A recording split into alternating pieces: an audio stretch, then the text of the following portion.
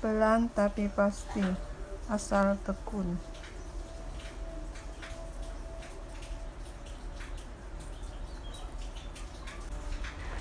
Beberapa bulan terakhir, dunia sedang mengalami pandemi penyakit COVID-19 yang disebabkan oleh sebaran virus corona. Banyak negara dan kota yang melakukan pembatasan keluar rumah bagi warganya, termasuk pulau kota Jakarta. Peraturan PSBB mengharuskan warga Jakarta untuk melakukan kegiatan di rumah saja. Tidak terkecuali bagi Ratna, seorang gadis cantik kelas 3 SMP. Ratna menghabiskan waktunya sepanjang hari dengan tidur-tiduran di kamar sambil berselancar internet atau menonton drama favoritnya. Ratna menjadi sangat malas. Ia hanya keluar kamar untuk makan, bahkan untuk mandi ia hanya melakukannya 1 kali sehari, yaitu pada sore hari.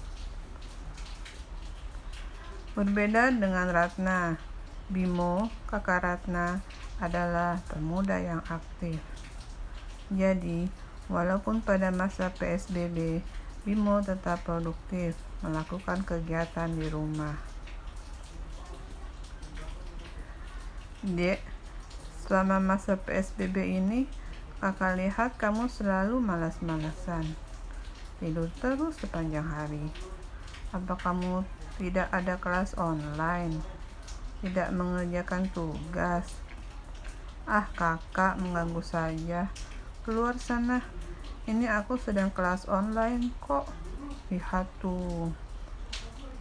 Iya, tapi kamu tidak memperhatikan gurumu mengajar. Malah menonton drama di handphone. Tidak, aku mendengarkan guru kok. Mendengarkan apanya? Lihat tuh. Kau memasang handset yang terhubung ke HP-mu.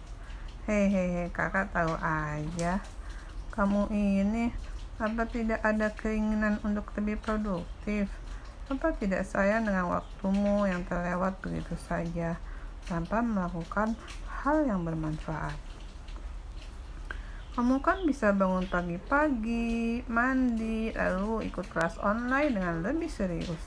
Setelah itu, kamu bisa berolahraga atau baca buku. Gunakan waktumu untuk hal-hal yang bermanfaat dong. Aku sudah membuat rencana untuk memiliki kebiasaan positif, Kak.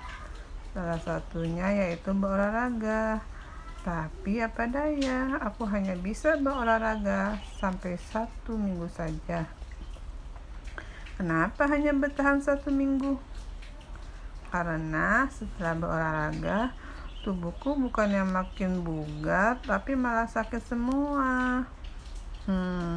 Memulai kebiasaan baru itu memang susah, tapi ada penelitian loh yang mengatakan bahwa kalau kita konsisten melakukannya dalam 66 hari pertama, maka kebiasaan baru itu akan terbentuk sendiri dalam jiwa dan tubuh kita.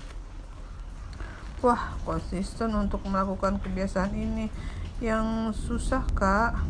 Kadang lupa, kadang tidak sempat, kadang capek dan malas. Akhirnya aku tak bisa konsisten melakukan sesuatu kegiatan setiap harinya. Tidak susah kok, ini kakak kasih tahu tipsnya. Pertama, kamu harus memasang tujuan yang kamu inginkan. Lalu fokus untuk meraih tujuan itu. Misalnya, kamu ingin memulai kebiasaan berolahraga dengan tujuan untuk mengurangi berat badan. Tapi ingat, jangan terlalu terburu-buru dalam meraih tujuan itu. Tanamkan pola pikir bahwa semua tidak dapat diraih secara instan, melainkan harus melalui proses yang panjang.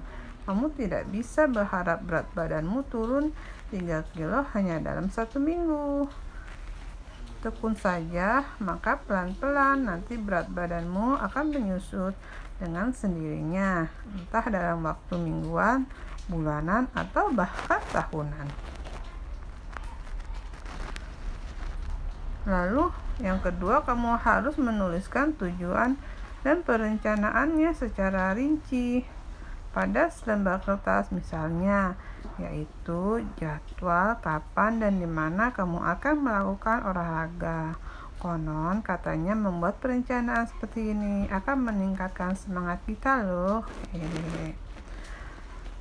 Lari pagi setiap hari jam 5 pagi di taman dekat rumah selama 1 jam.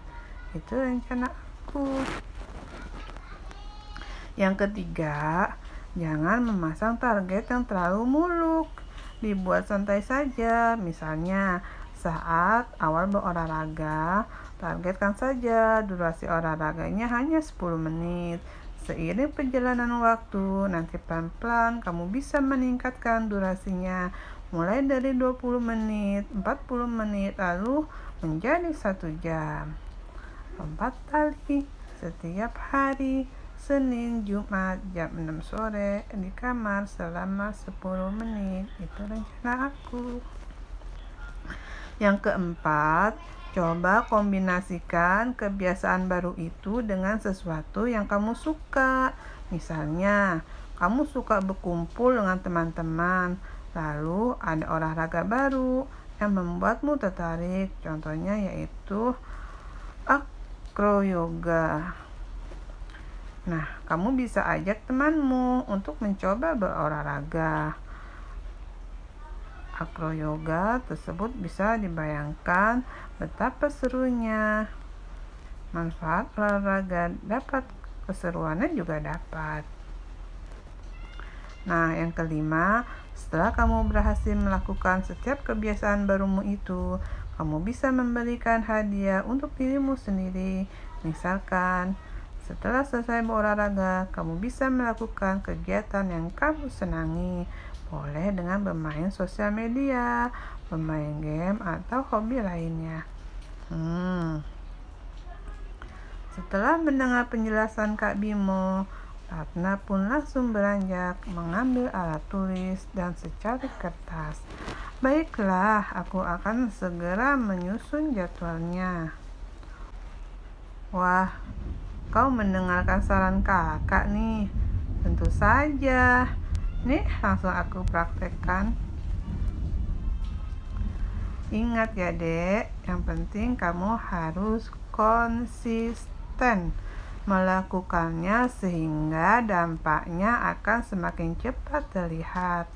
Siap kakak, besok Ratna akan mulai untuk membuat kebiasaan baru seperti berolahraga dan mulai belajar bahasa Korea secara online.